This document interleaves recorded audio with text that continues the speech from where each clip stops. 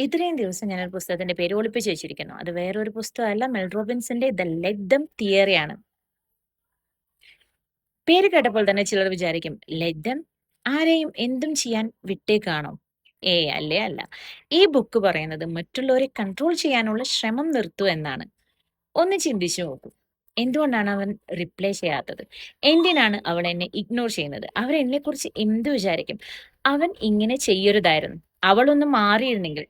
നമ്മുടെ ഈ കുഞ്ഞിത്തലയിൽ 24 അവേഴ്സും മറ്റുള്ളവരുടെ ജീവിതത്തിന്റെ മാനേജ്മെന്റ് കമ്മിറ്റിയാണ് നടന്നുകൊണ്ടിരിക്കുന്നത്.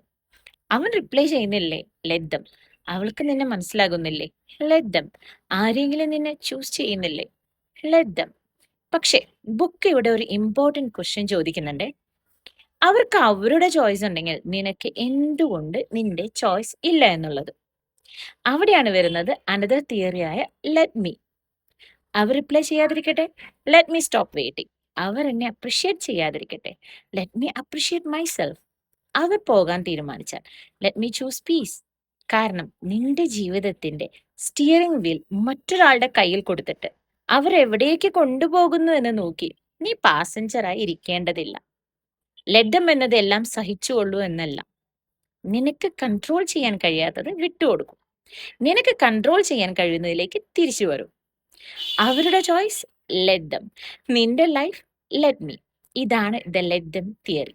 ഒരുപക്ഷെ ഈ പുസ്തകം വായിക്കുമ്പോൾ നമ്മൾ മാറ്റേണ്ടത് മറ്റുള്ളവരെയല്ല, നമ്മുടെ റിയാക്ഷൻ ആണെന്ന് നമുക്ക് മനസ്സിലാവും. തീർച്ചയായും നമ്മൾ വായിച്ചിരിക്കേണ്ട ഒരു ബുക്കാണ് മെൽ റോബിൻസിന്റെ ലെറ്റ് ദം.